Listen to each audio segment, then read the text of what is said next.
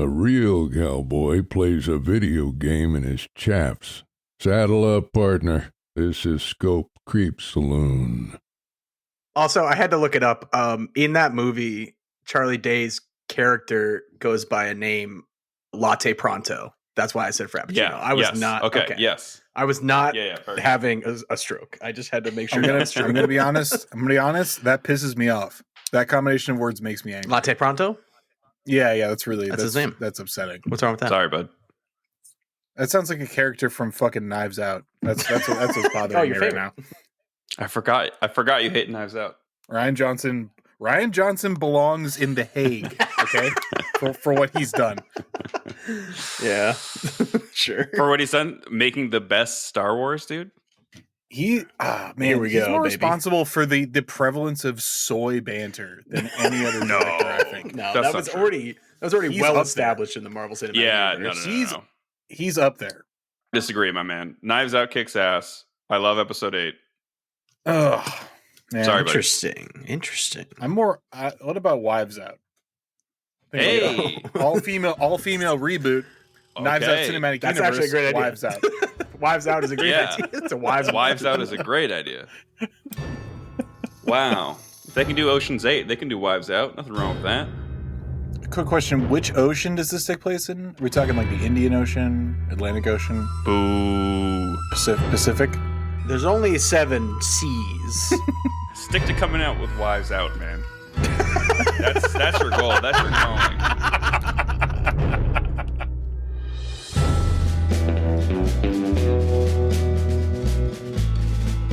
Hey everyone, welcome to Scope Creep Saloon, the show where we take a random prompt and speedrun, turning it into a game pitch. I'm Eric. I'm Andrew. I'm Frankie Business. And on today's episode, we pulled the words Gymnastics. He's Mr. Businessman. Gymnastics, Tempest, and Learn to Code.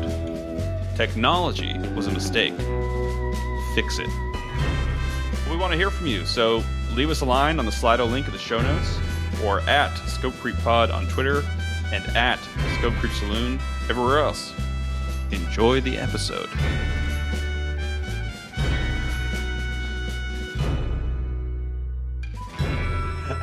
Hey, is being in bed with your wife a video game? I don't know. Oh, this guy's onto something. I'm not. I'm absolutely not. That was the first video game, dude. That's a leisure time activity. Lying around with your wife, dude. That's absolutely a video game. That's an RPG. Wow. No. Wow. Drew, I'm kicking you out of the podcast.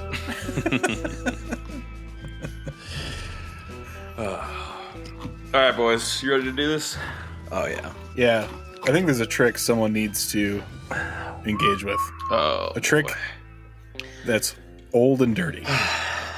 Oh, dang. He's got his hand in the hat. Wow, Ooh. it's like the worm from Dune. All right, you guys ready for the first word? Yeah. Gymnastics. Huh. Okay. Strong start. That's a Oh, game. Yeah. That's good. Second word. Tempest. Okay. I like this. Third word. God damn it. Learn to code. Not really We a have- word. Gymnastics, Tempest, learn to code. Oh, this is easy money. I feel like we've gotten Easy money. What do you got for us, Drew? We've got some real tough ones before, but here's the thing. This is easy I don't money? I don't have a fully fledged idea yet, but like Okay. the idea of like a digital gymnast is cool. Also, like Tempest, like wasn't that a Shakespearean play? The Tempest? Could we I don't not know. adapt The Tempest? I thought it was like a big storm or something. A maelstrom. It is, but it's also okay. a play. Oh. I believe. Hold on, let me confirm. Shakespeare learns how to code. Yeah, The Tempest. Yeah. Oh yeah, dude. Cyberpunk Shakespearean gymnastics. Okay. That's got some. I like the sound of that. It's got some juice. This is what I'm saying. Frank, what do you What's coming to your mind? Your beautiful mind. I mean, I like something about someone doing gymnastics and then a very strong wind makes them spin a lot faster around the bar. That's good. Yeah, I don't know how you get a computer in there, but someone's coding the weather. I don't, you can code the weather probably. They have like a neural link and they're like coding like while they're flipping. They're doing gymnastics through the code has been made large and they're jumping through the actual code. Yeah, and you're trying to steal something and you're doing acrobatics, kind of like the guy in Ocean's 11. Yeah. To get to the best secrets. So you're learning to code, but you're really doing a heist. It's time for a heist game, boys. It's time for a heist game. The people want it. We want it. People want a heist game. But it's only the acrobatic guy from Ocean's 11. All right. Should we switch over to the mural? Get cooking? Let's cook it up. All right. We're going to cook up something delicious for the folks at home. Yeah. Up next, we take our words for this episode, brainstorm separately, and come back to reveal our ideas to each other. Stay tuned. Okie dokie. Here's the 3 words we pulled today. Gymnastics, Tempest, and Learn to Code. Let's look at the board, which seems to be undergoing some sort of land war between Frank and Andrew. This is a one-sided battle. A big old block in front of mine. All right, I just put a couple nice little icons next to him. Thank you. Come on, guys. Thank you, Drew. All right, let me reveal the content here so you can see what we're looking at. Whoa, a little bomb icon. Who wants to go first? I'll pop in the driver's seat. You guys ready? Yeah. I'm ready. Let it rip. All right. Well, I wrote down a couple ideas I had in the top of our discussion, which was the windy gymnastics and the fake coder Ocean's 11 gymnast data heist from the Tempest company. Oh. Just say I thought what you had written was Frank Ocean's 11, which is really funny. My own Ocean's 11, where we use Frank Ocean. Frank Ocean is like a neo soul artist. Oh, I know Frank. Yeah, of course. Okay. Well, he would have probably a very emotional sort of ocean heist. All right. What do I got here? I got Code the Weather. I don't know. I was kind of looking at that. There's some top-down game I saw once that was just making a hole bigger and bigger. So what if it was you're making a storm bigger and bigger and you can move it around, but it actually teaches you to code somehow. So you complete this coding task and you can like destroy a building or something. I don't know. Could be fun. Drew, do you want to go next or I can go next? I can go. Cool. So I just had like one kind of general idea. And so it's funny they brought the Matrix, Frank, because I kind of had a Matrix-y idea. So like the game would take place on a digital island. And so you've been imprisoned there in a Truman Show style conspiracy by the dark warlock Caliban with other islanders. And so you're forced to compete as a death gymnast for sport. So some gymnastic competitions, you might have to get like a certain score from the judges to avoid falling into like a pit of lava or something. Or maybe it's like the uneven bars, but like you have like knife shoes attached to you. And so you're both like doing the uneven bars at the same time and like attacking each other with knives. So yeah, and you're trapped in this island by this like giant tempest that's like swirling around the island, preventing escape. So you can also learn to manipulate the fabric of the island because it is digital and changes physical form. So that can give you an edge in battle. I was thinking too that the way that you would gain this knowledge was through like in between like rounds of competition, it turns into like sort of a Myst-esque like point and click puzzle adventure game, but it's on a timer. So you only have a limited amount of time, sort of like Persona, between like things you have to do. So you have to make choices about like, where do you want to explore? Where do you want to look for information? Who do you want to talk to? And I think that like maybe the ability to like manipulate the code is like sort of hidden around the island at different places. And like it's maybe expressed as some kind of like written language or a book or I don't know, something along those lines. And so the end goal is to escape So that was essentially, like, in a nutshell, like the idea that I had. That is a very fully fleshed out idea and very good. Yeah, I like that. Yeah, there's a lot of things. There's a lot of good stuff going on here. I can go over mine, but yeah, I think, Drew, I really like a lot of the stuff you have here. And yeah, I think kind of this like digital Hunger Games thing could be really cool. So, all right, I'll go real quick, but I definitely want to dig into that some more. What you got? Yeah. So learn to code by creating a perfect robo gymnast. So you're like basically like coding up the routines that your gymnast does. Something that is like semi-Tempest and plot. This next one is wind warriors who do airbending spells to fight learn to code nerds taking over a city.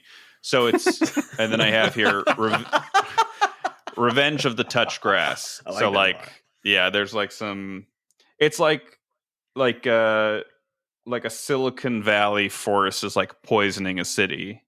And so a bunch of gymnast hippies who can like manipulate nature and the wind specifically are like, nah, we ain't doing that. And so it's kind of like a counter culture to code and tech obsession. Happy to hear what you guys think, but I'm also happy to just dig into like kind of what Drew's thing is, because I have some thoughts there. I think I'm most intrigued by the Wind Warriors one. That one seemed most like a game in my head, but okay. I don't know. If Drew, you agree on that one? I think I like the let's see. I mean, I like my idea, and I'd be happy to run with it. I do like the mechanical idea of like coding a gymnast's routine. Like, I think that's cool. Maybe there's some way we can work that into like the final thing. Like, I like that. Yeah, that's a fun idea. Yeah. So one of the things I was thinking about, Drew, with yours is I like the idea of you have a gymnast, and one of the things I was thinking of is like unlocking new skills or like pushing your character is partly by hacking, as kind of you said, the rules of the world. Frank, what do you like about the Wind Warriors one that we can potentially bring into this thing? Or do you think they're just two different? Yeah, I think that Wind Warriors is kind of a complete game in itself as well. But I don't know. For some reason, I was thinking of like Horizon Zero Dawn, which it was a pretty cool game, but I think could have been a little bit tighter for some reason. I don't know. I just kind of thought. Frank's 2-sentence reviews. It was really good, but it could have been tighter. I think it was tight, but it wasn't that tight. Yeah. Yeah, I don't know. I like the Revenge of the Touch Grass. Yeah, and something about like, I don't know. I thought you could maybe convert some of the Silicon Valley people if you actually made them touch grass. But I think we're running. I think we're running with this other direction. Yeah. I mean, I think one thing, it's not quite the same, but like, yeah, you could. I think what this is already lending itself to is that you're the Dark Warlock at the center of all this. I mean, he's clearly some sort of tech guy, right? So you could have him be, I mean, not to constantly fall back on dunking on Elon Musk, right? But some fucking Elon Musk style dweeb who, you know. We should make him, I enjoy the idea of this character being like as close to a facsimile of Elon Musk as possible, down to his like stupid accent. Yeah. Yeah. That's fair. You know, but do that, and he's created this like horrible prison that can also be exploited because like it actually wasn't built that well, and so that's good. That's really good. Yeah. And maybe I was gonna say maybe all the competitors too are like athletes that he's bringing in because he's not athletic himself, and so he's doing some childish nerd versus jocks thing, but he doesn't realize that gymnasts can also learn to code. I thought you were going to say that it's supposed to be like a fun island simulation, and he just fucked it up so bad. Yeah, they're trapped. Yeah, sure. I think that's good. Like it's not malicious. It's just extreme incompetence that everyone's doing death battles by accident. Wait, they're trapped on digital Little St. James? Oh boy, we knew it was going to happen, folks. Oh no. Yeah, I like something like that. Do you like digital St. James though? I don't think I know what Saint. I don't know what the reference is. Little St. James Oh. is Epstein's Island. Oh no. Terrible. Terrible. I was wondering why you weren't more against that. Yeah, well, because I didn't know. Well, this guy's never been. He doesn't know the name of the island. My head at first, or the first thing that came to my head was like, oh, maybe it's the Fire Festival Island. Ah. So I was like, that's fine. That's above board. Not great. That's fine. Not the worst island ever. Yeah. Yeah, at least it's not the Epstein Island. Yeah. Okay, cool. I think I like this. We in agreement? Yeah. Digging into this some more? Lock it in. Cool. Now that we have the core concept locked in, it's time to dig into the gameplay. More private brainstorming and sharing when we come back. Okay, so we have the words Gymnastics Tempest Learn to Code. The idea we're working with is something about being trapped on a digital island due to a storm, where you're some sort of gymnast in somewhat of a Hunger Games scenario, but you can kind of hack yourself and hack the world. So let's reveal our notes and see what we're looking at. Some good stuff in here.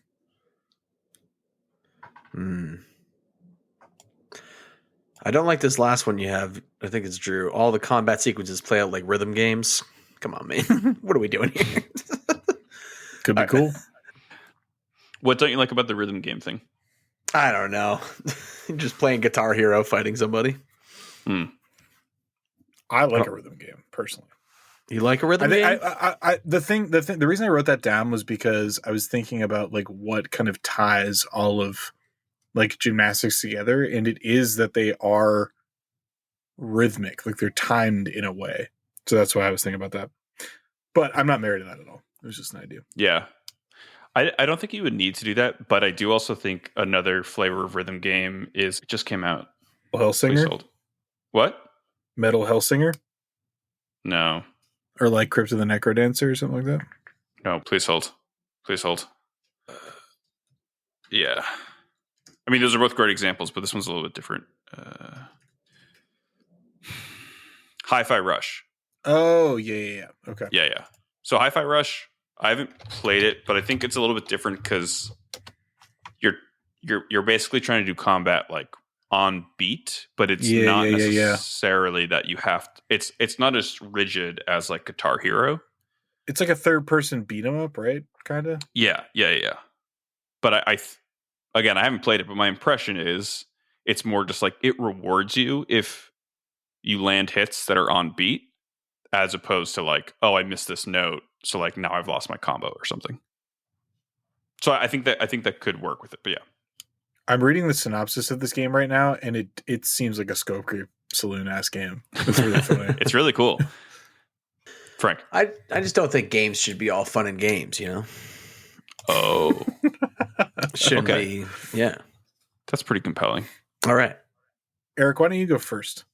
Sure. I'll try to go through really quickly. So some of these, like we've already talked about, right? It's like terminals are hidden throughout the island, and the code kind of acts as your skill tree in the sense that as you change the code, you're changing what you can do with a couple different areas. Your exploration abilities, your combat abilities, your coding abilities themselves, and also island changes. And because, Drew, I liked what you were saying where you have like limited time to work in these terminals, there's kind of an implicit pressure to decide what you want to invest in, right?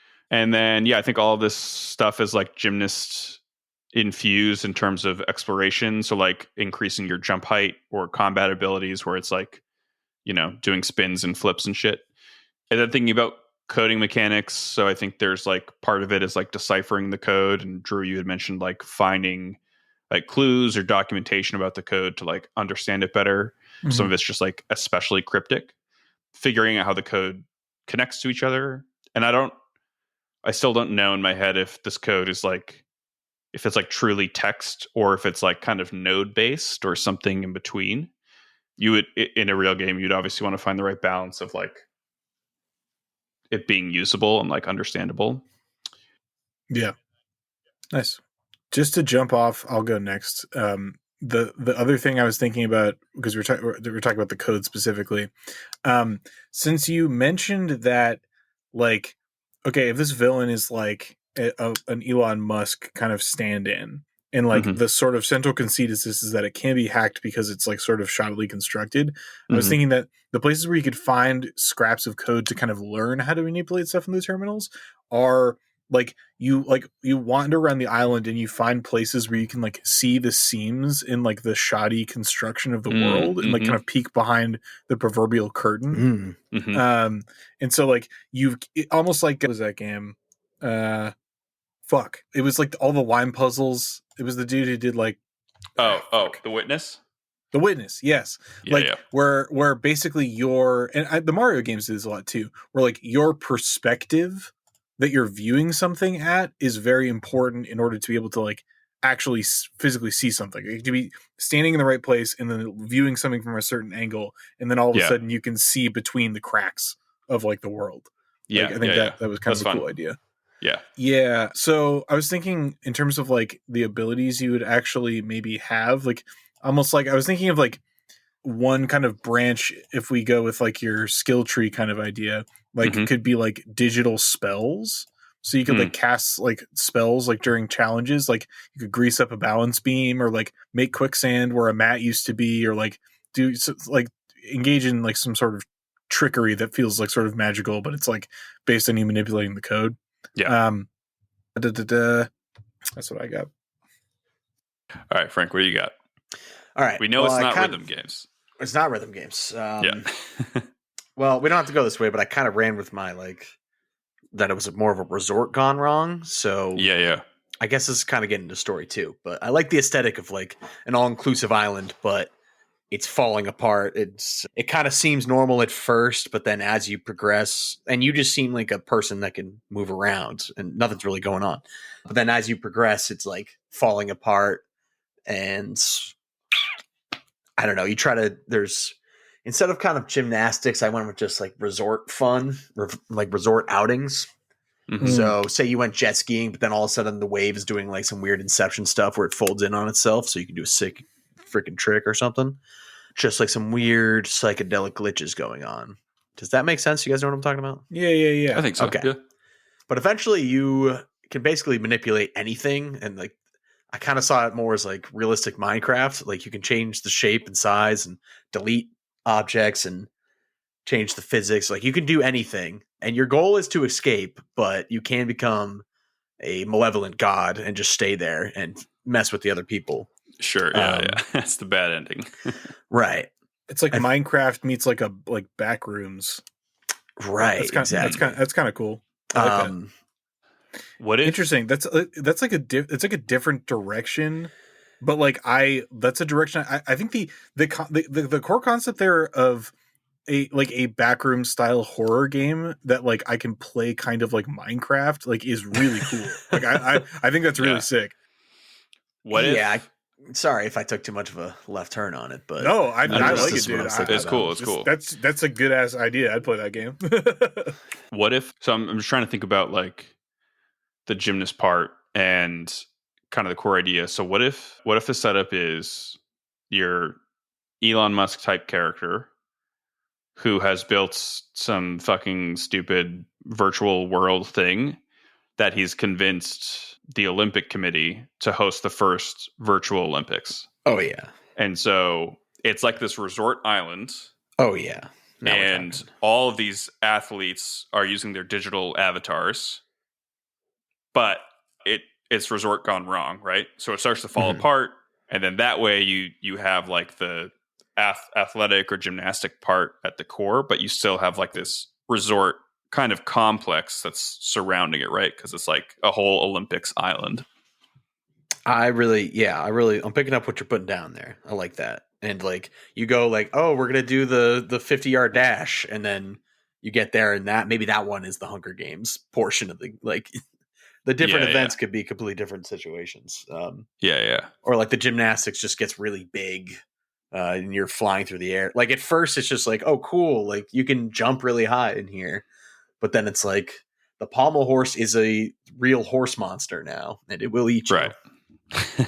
It just gets increasingly unhinged as the game goes on, and then you get increasingly more powerful. I don't know if you're a fan or if you're like you must be a competitor and you're just for some reason competing and everything. Yeah, I still like the idea that you're coming in as a gymnast, like your baseline is like you're an athletic person and stuff, but it's like over time you become more powerful, and then as you said, you can choose to stay as a malevolent god. you can just fuck with people. You're like, well, please, we all are trying to get out of here, and you're like, I've deleted the sky. Cool. I'm digging that. So thinking some more about gameplay stuff. So what do we think is happening? So one of the things we talked about is you have sections where you have to like do something, and maybe there's like events that are like at certain times, and then sections where you're like free to wander and like fuck with the world or fuck with terminals. So do we like that structure? Yeah, for sure. Yeah, that's good. And then it's maybe tough because it sounds like all these events could be pretty different, but like, what do we think playing through an event feels like? Like, what's the structure of it? Probably like a rhythm game. I'll allow one of the events to be a rhythm game. Maybe. Yeah, that's fair. I think it could. I think the most fun version of this is like they all feel really different. You know what I mean? Like that. Like it's one might feel more like a platformer. One might feel more like a rhythm game. One might feel more like, I don't know, like a puzzle solving thing or something. Like maybe there's like interesting. Like you have to do some kind of. I wasn't seeing it like problem solving, but it would be kind of cool if it was like mini games, like Mario Party mini games. But that's like kind of what I was like envisioning. Yeah. That's what I was picking up from you. Like they're just like these mini games, but then at the end they just start fucking with you more and more as you play them. You can't win like some of them, I guess. Cool. All right. I like this. Frank, I think your infusion here of the resort stuff, I think, has taken us to a better place. Well done. Yes. Thank you. I'm honored. You guys want to talk title? Yeah. All right, let's do it. Time for one last round of brainstorming. The title. All right, let's check.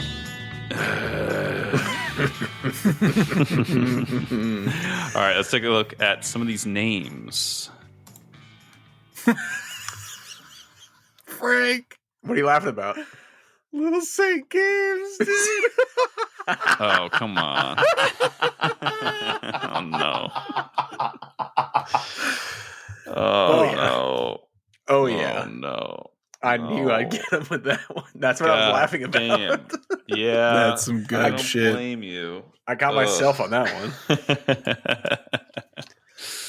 All right, Frank, read them off. Okay. I got Summer Olympics 2049. Nice. I think we always have to also just put something like normal to mislead people. So I just had Summer Olympics Simulator. Mm-hmm. Why? I came up with a word called acroby. I think that's cool. Could be that. That's kind of cool. I like that. Yeah. I like that word. And that's what I got. Oh, and Little Saint Games, as we've already gone over. Little Saint Games. God damn it. Again, that's one of those ones I was like, we can't name the game this. No, it's good, but it's not going to happen. It's really so good. It's really good. All right, Drew, you want to go? Sure. I couldn't think of anything good. I think the only real title that I had that I was working with was Isle of Caliban. The other ones that I had, there were 3 very bad bits that I did. One was William Shakespeare's The Tempest, but the Tempest is spelled out in leet speak, so all of the E's are 3s. Yeah, very good. The next bit that I had that didn't make any sense at all was the Harry S. Truman Show, which I think is a pretty funny bit. Correct. And then The Mask, MASQUE. So I was reading the Tempest Wikipedia as I've been doing as we've been recording this entire episode. Beautiful. And there's a section of the Tempest, the play, that's called The Mask. Okay. And so essentially, let me just read this little thing here. The mask in the Tempest is not an actual mask. However, it is an analogous scene intended to mimic and evoke a mask. So I think that was kind of cool. Well, I just wanted to talk about the mask. Yeah. How much reading did you do during this podcast? I've been reading on and off this entire time. You have time to do while we're recording this. I've been reading on and off. I can tell you about Prospero if you want. I can tell you about Ariel. I don't know about. Learn about the Tempest, folks. Those fellas. Wow, we're learning a lot. Tempest. Wow. Anyways, that's what I had. So Isle of Caliban is the only thing in serious contention. Sure. Yeah. Isle of Caliban. Cool. I'll go through mine. Binary dismount. That's good. Oh. Tech pest. Not a very good portmanteau. Terminal balance. Terminal execution. Olympic bone coder. Don't worry about that. Right. Storm system. Tempest routine. Blood deduction. And blood element. Blood element, Tempest routine, and binary dismount are all cool. I was looking at Tempest routine. That's got a nice ring to it. Yeah, it's kind of fun because you have the routine from the coding perspective, but routine from the gymnast perspective as well. I mean, I assumed that was. I also do really like acroby. That feels like leaning into the mist thing a little bit, you know. Like that's pretty cool. It's got like a acroby or acroby. Acroby. It's whatever you want, dude. All right, we've got our name, acroby. Let's write a pitch for this dang thing, huh? Last step, write up the final pitch, which we'll share when we come back.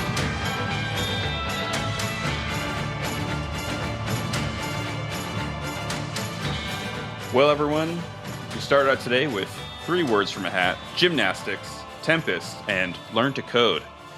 And that's taken us to our final pitch today. Frank, give it a whirl. Today's game is Acroby. Technology was a mistake. Fix it. Finally, the Olympics is online. Welcome to the Olymp X.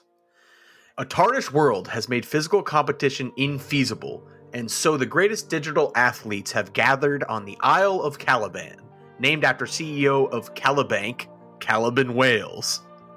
But like most Caliban products, things quickly fall apart and the resort-like atmosphere starts to decay in mind-bending ways, all surrounded by a swirling eternal tempest. As a competing gymnast, you cannot escape this digital prison, as your Caliban implant will short-circuit on any attempt to disconnect. The only way out is through. Compete in increasingly unstable and deranged Olympic events that put your digital life at risk and threaten eternal imprisonment in the shoddy program. Face off against deranged competitors, environmental hazards, and wild digital beasts. Explore the island to find seams in the simulation and terminals through which you can alter the code. In your brief respite between events, hacking the system can grant you new strengths and abilities and even help break apart the island itself. Survive enough challenges and hack enough terminals to free yourself and other survivors from the simulation. Or perhaps, become its malevolent ruler. Calm the storm. Do a flip. Acroby. Hell yeah. You know what's fun about this pitch is I feel like we can check on it in the near future and see how close we were to predicting the first online Olympics. Yeah, I think that's going to be good. We're going to follow up. Could happen. I think, yeah, we might be predicting the future here a bit. I'm going to be thinking about Peter Thiel's Olympics for a long time. Yeah. Sorry, buddy. Sorry to have to do that deep to you. into the evening, I'm going to be Monday. staring at the ceiling, thinking about it. Well, maybe it just won't happen, but it's gonna. So anyways, if you were listening and you got thoughts on our game Acroby, hit up our Slido link. It's in the show notes. Or you can find us on Twitter at Scope Creep Pod or at Scope Creep Saloon everywhere else. We got a new game pitch every month and mailbag episodes as people leave us stuff on the Slido. So definitely hit us up and follow us. Stay in the loop. That's the end of the episode. We'll see you guys next time. Goodbye. No. Goodbye to everybody. I don't like this. Goodbye. I don't like this ASMR streak you're doing. Stopped Awful. Listened to the podcast. Oh, Little Saint Games. it's a nightmare. Little Saint Games. No, don't say Little Saint Games. I didn't say anything. I didn't say anything, actually. Terrible. I'm out of here. I'm leaving. I'm gonna stay. I live here. I live here. I live here. I live in your mind. I'm imagining like 30 extra minutes from the tail end of this podcast, and it's just Drew doing ASMR whispering into the mic. Yeah. Could be good.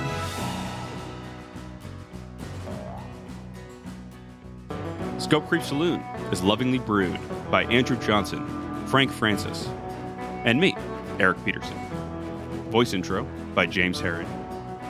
Music from Steve Oxen, Roger Tees, Audiomint, and Pantheon Music, with original music by Sam Vanderhoop Blade. Thanks so much for listening, and come back soon.